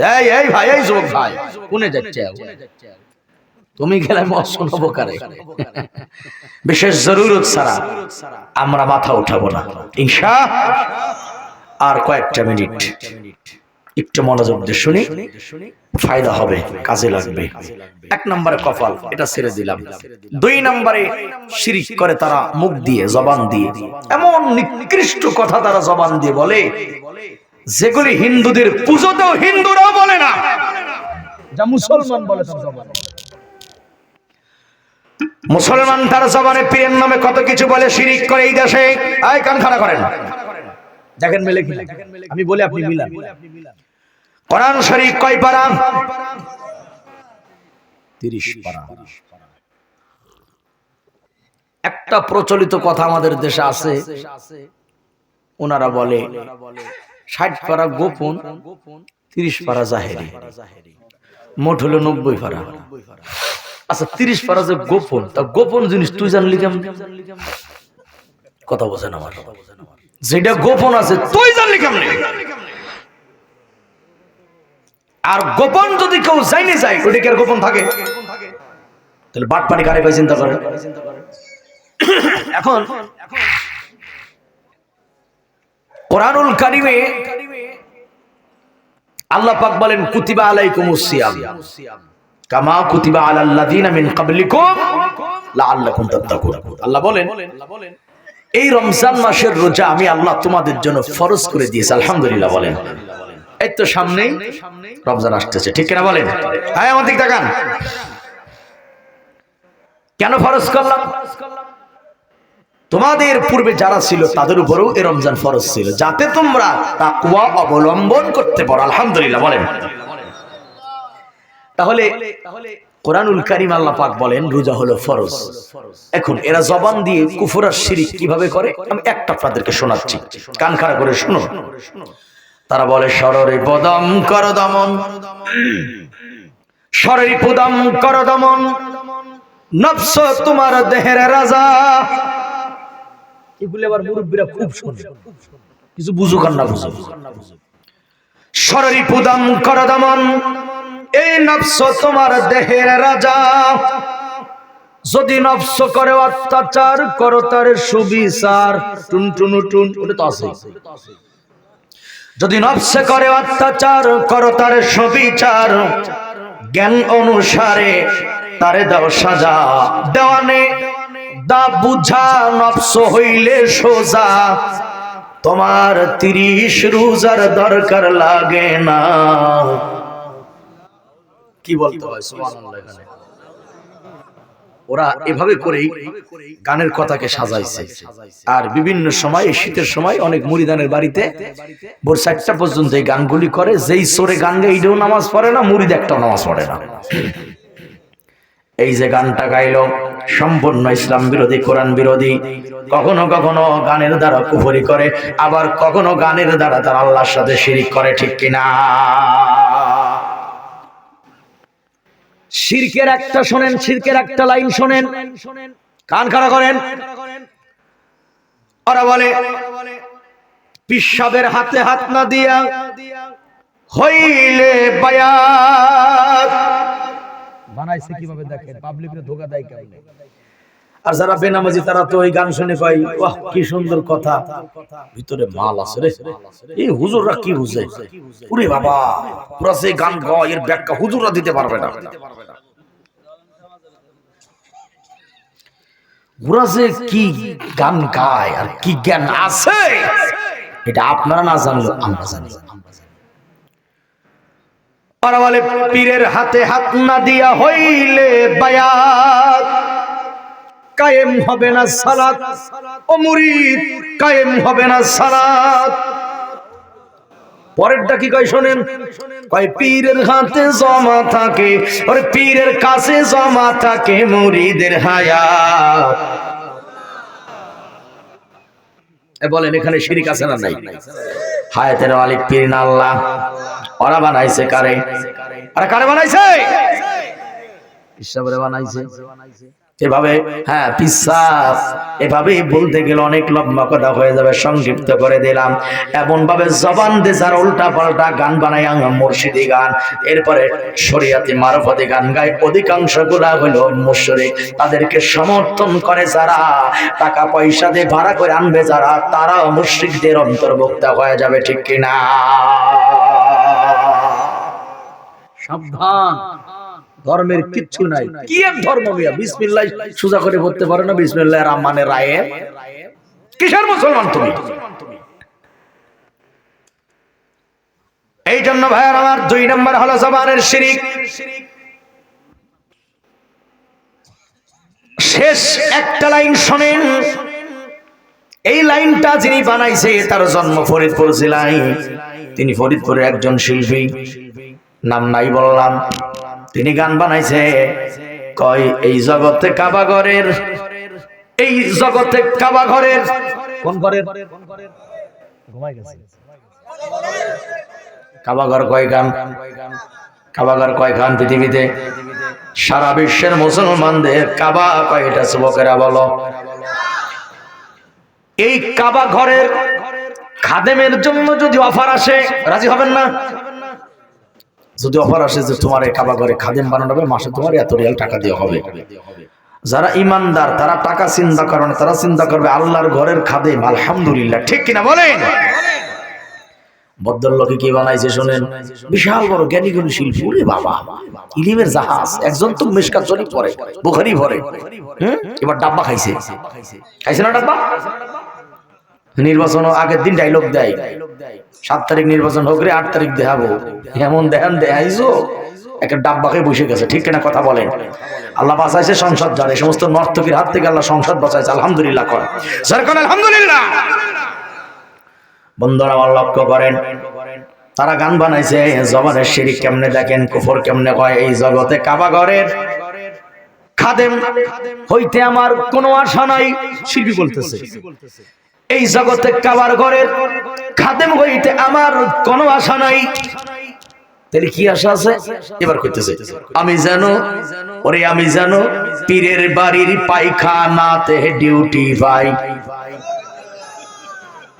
মুসলমানের গান এগুলো, বিশ্বাস নয় নেটে ঢুকে দেখেন, এগুলো তো আমাদের শুনতে হয়, রিসার্চ করতে হয়।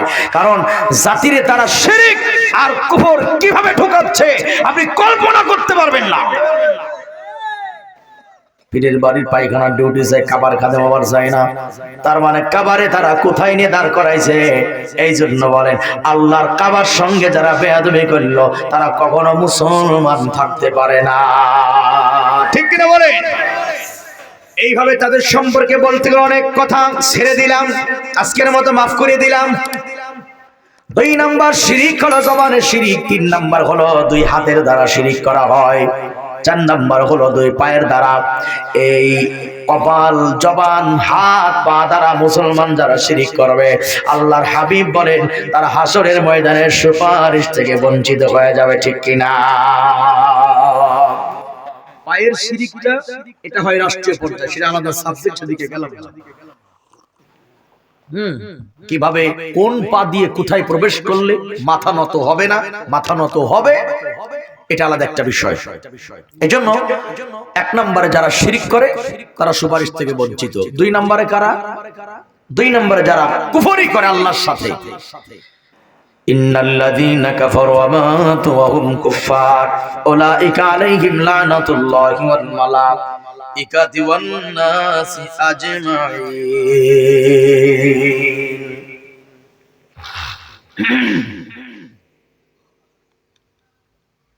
কি বললাম না? কবরস্থান যেন, এটা কি কবরস্থান যেন? ও, কবরস্থান নেই, কবরস্থান জন্য এলাকাবাসী ছোট্ট একটি জমি ক্রয় করেছে। কিনা হয়ে গেছে? ও কিনেছেন না এলাকাবাসী মিলে? নষ্ট হয়ে গেছে? আলহামদুলিল্লাহ, ঠিক আছে, ইনশাআল্লাহ অবশ্যই দেওয়া। এটা একটা ভালো উদ্যোগ। যে বাবাজিরা, মুরব্বীরা যারা আছেন, আপনাদের কষ্ট বেশি হচ্ছে? ঠিক আছেন তো আপনারা? আচ্ছা, আপনারা ঠিক থাকলেই সব ঠিক, কারণ ইয়াংদের নিয়ে কোনো চিন্তা নাই।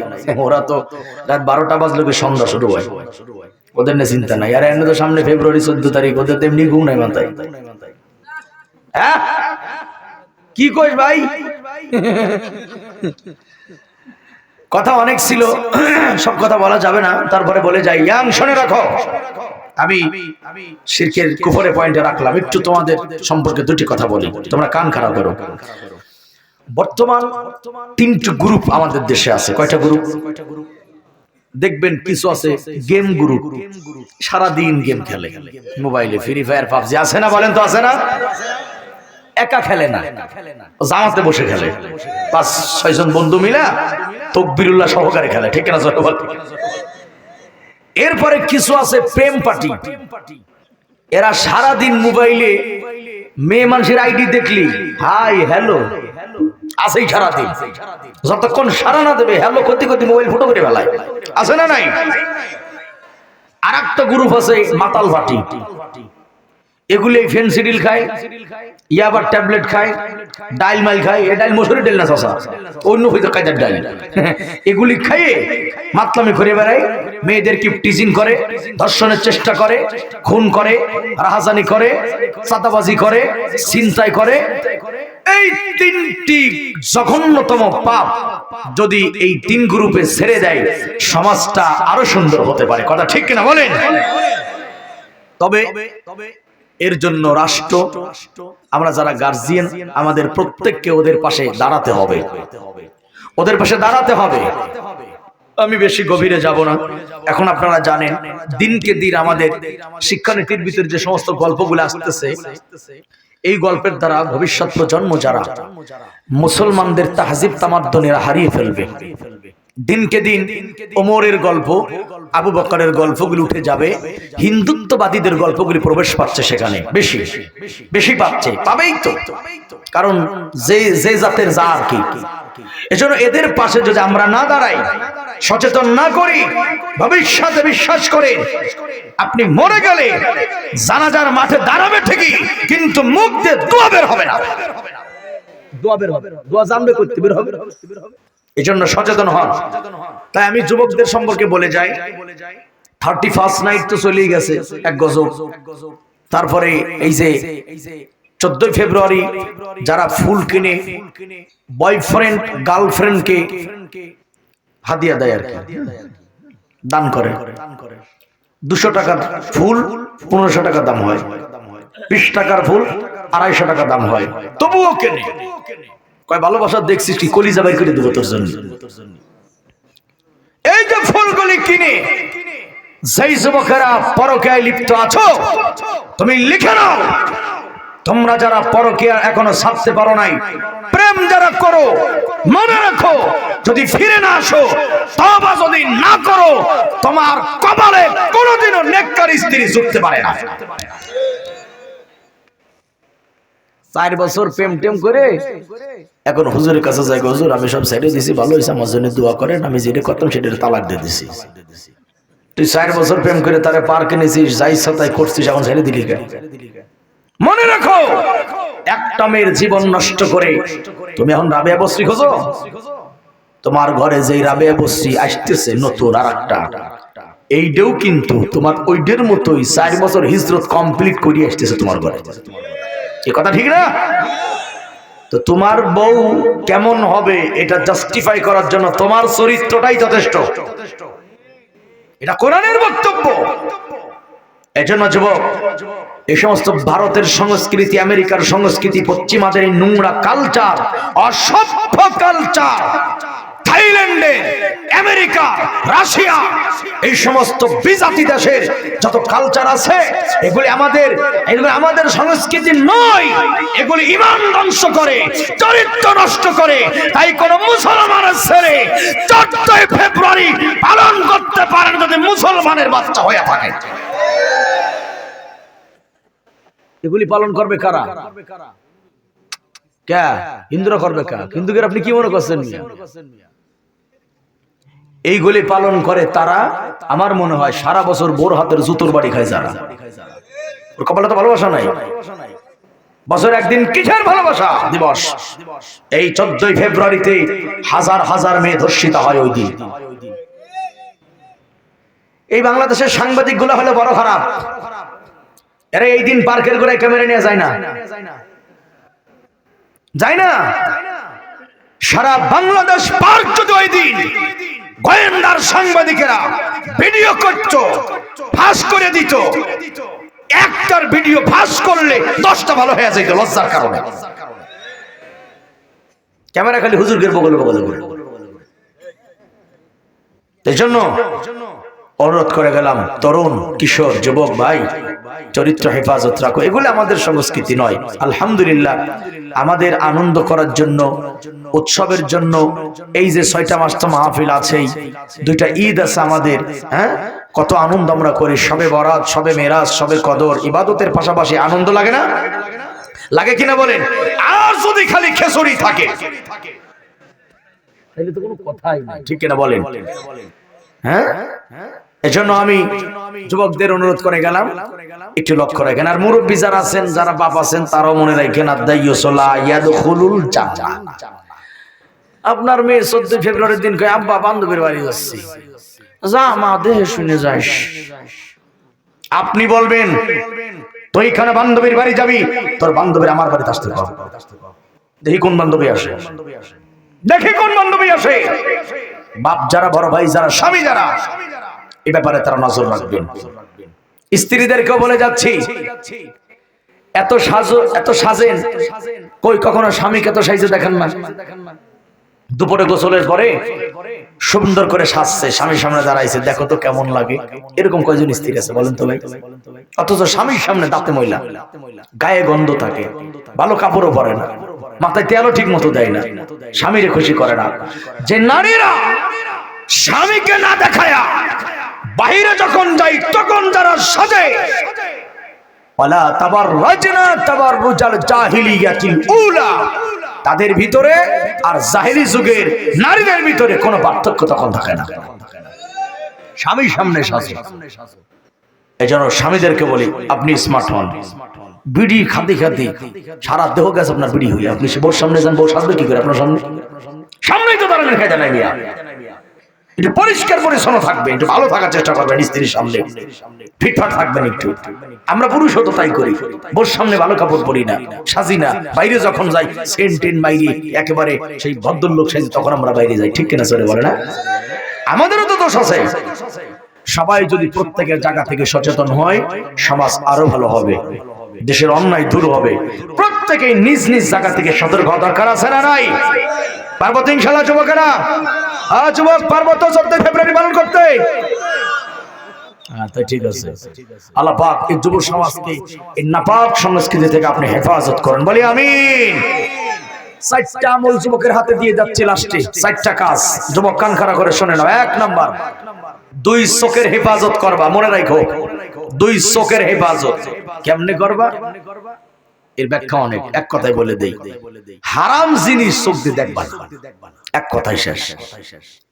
2 নম্বরে কানের হেফাজত, কান কান দিয়ে হারাম জিনিস শুনো না। 3 নম্বরে জবানের হেফাজত, মা ইয়ালফিযু মিন কওলিন ইল্লা লাদাইহি রাকিবুন আতীদ, জবানে যা বলো প্রত্যেকটা শব্দ ফেরেশতারা লিখে রাখে, ঠিক কিনা বলেন? 4 নম্বরে লজ্জাস্থানের হেফাজত, বিবাহের পূর্বে কোন বয় গার্লফ্রেন্ড এগুলি চলবে না। বান্ধবী, কিসের বান্ধবী? তোমার আবার বান্ধবী কিসের? কারণ বান্ধবী চলবে না, ইসলাম এলাও করে না এগুলা। যারা নারীবাদী আমাদের দেশে, এরা তো আসলে নারীবাদী, এরা নারী ভোগী। এই নারী ভোগীরা বিভিন্ন উস্কানিমূলক কথা বলে এদেশের যুব সমাজের মাথা নষ্ট করে দেয়। অনেকেই বলে নারীর স্বাধীনতা আছে, নারী কি কাপড় পরবে না পরবে নারীর ব্যাপার, তোমরা হুজুর এত কথা বলো কেন? আমার বক্তব্য তোটা নাই, তোমার স্ত্রী তোমার মেয়ে কি পর্বটা নেই, আমার মাথা ব্যথা নয় তো। আমার কথা হলো আল্লাহ বলেছেন বলতে, আলেম হিসেবে জানানো তাই আলেমদের, ঠিক না কথা বলে। সুতরাং মনে রাখবেন, বিবাহের পূর্বে এই বন্ধু বান্ধবী এগুলো জায়েজ নয়। এই 4টা জিনিসের হেফাজত যে করবে, আল্লাহ রাসূল বলেন 4 জিনিসের জিম্মাদারি তুমি নাও, তোমাকে জান্নাতে না জিম্মাদারি আমি রাসূল নিয়ে নিব। সুবহানাল্লাহ বলেন। আল্লাহ পাক যুব সমাজকে হেফাজত করে, বলে আমিন। কথা প্রায় শেষ। সুতরাং হাসরের ময়দানে 2 নম্বরে শাফাত করবেন আলেম, 3 নম্বরে করবেন শহীদগণ, 4 নম্বরে হাফেজ কোরআন, 5 নম্বরে হচ্ছে ফেরেশতাগণ। এখন প্রশ্ন ছিল কোন আলেমরা শাফাত করবেন? এরা কোন দলের আলেম জানা দরকার আছে না নাই? আনা আমরান্নাকুম বিখামসিন আল্লাহি আমারা বিহিন্না বিল জামাআত ওয়াস সামঈ ওয়াত তাআতি ওয়াল হিজরাতি ওয়াল জিহাদি ফি সাবিলিল্লাহ। ওই আলেম সুপারিশ করবেন হাসরের ময়দানে। আলেম চিনে নেন। 1 নম্বরে যেই আলেম ইসলামের সাথে ঐক্যবদ্ধ হয়ে কাজ করে। 2 নম্বরে তার আমির, তার নেতা, তার লিডার থাকবে, তার কথা মনোযোগ দিয়ে শুনবে। 3 নম্বরে আমল করবে। 4 নম্বরে ইসলামের খাতিরে হিজরত করতে যদি হয় হিজরত করবে। 5 নম্বরে তার জানের মাল দ্বারা আল্লাহর রাস্তায় সংগ্রাম করবে যতক্ষণ পর্যন্ত আল্লাহর দ্বীন জমিনে কায়েম না হবে, ঠিক কিনা? এই পাঁচটা গুণ যে আলেমের ভিতরে থাকবে সে হলো হাক্কানি আলেম। আলহামদুলিল্লাহ বলেন। এবার আপনাদের চোখ আছে, কান আছে, আপনারা দেখে নেবেন, বুঝে নেবেন এই পাঁচটা গুণ কোন আলেমদের ভিতরে আছে। যাদের মধ্যে থাকবে তারা হক্কানি আলেম, তাদের পিছনে কাতার বাঁধবেন। হাসরের ময়দানে তারাই গুনাহগার উম্মতকে সুপারিশ করে জান্নাতে নিয়ে যাবে। আল্লাহু আকবার বলেন। সুতরাং প্রিয় হাজির, কোরআনুল কারীমের আলোচনা মনোযোগ দিয়ে শুনলে হিদায়াত পাওয়া যাবে।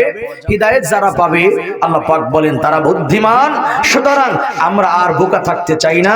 জুম্মার বয়ান হোক, মাহফিলের বয়ান হোক, ঈদগার বয়ান হোক, যেখানেই বয়ান হবে মনোযোগ দিয়ে শুনবো। অতঃপর সামি'না আতা'না, যা শুনবো আমল করব ইনশাআল্লাহ। যারা বলে ইনশাআল্লাহ। সর্বশেষ হাদিসের অংশ, কান খাড়া করুন। যদি আপনি ইসলাম দিয়ে জীবনকে সাজাতে পারেন, এর ফলাফল কি হবে?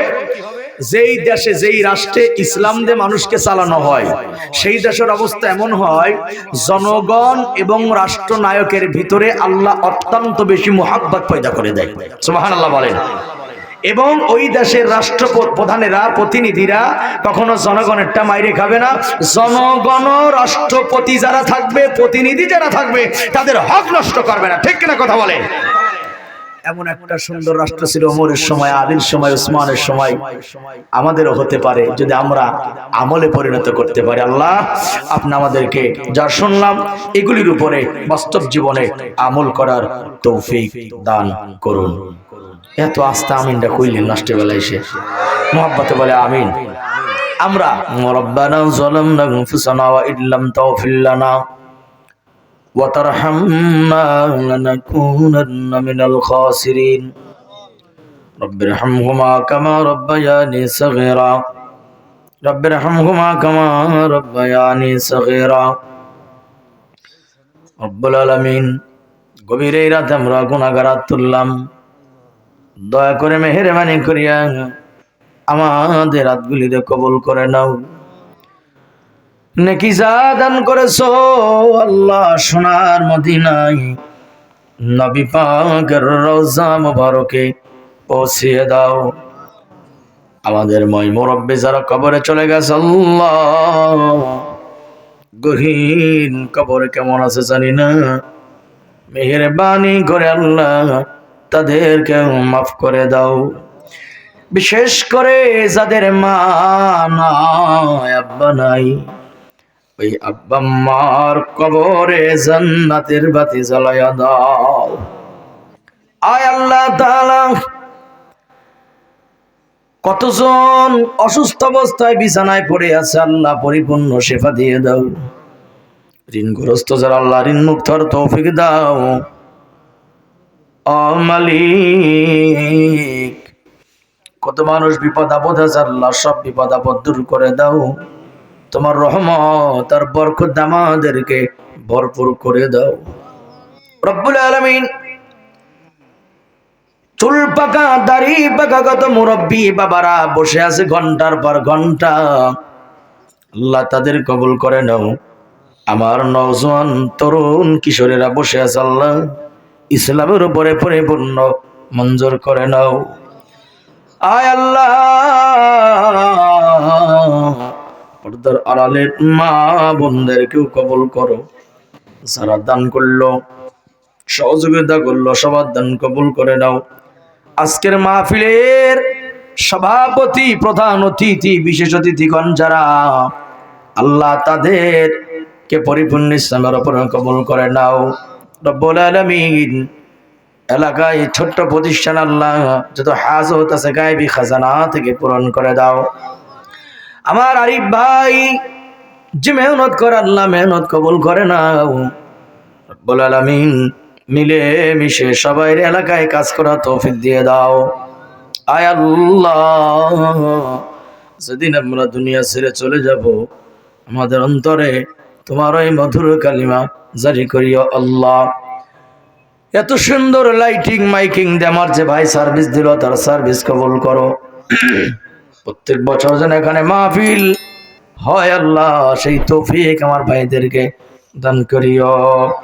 সুবহান রাব্বিকা রাব্বিল ইজ্জাতি আম্মা ইয়াসিফুন ওয়া সালামুন আলাল মুরসালিন ওয়ালহামদুলিল্লাহি রাব্বিল আলামিন।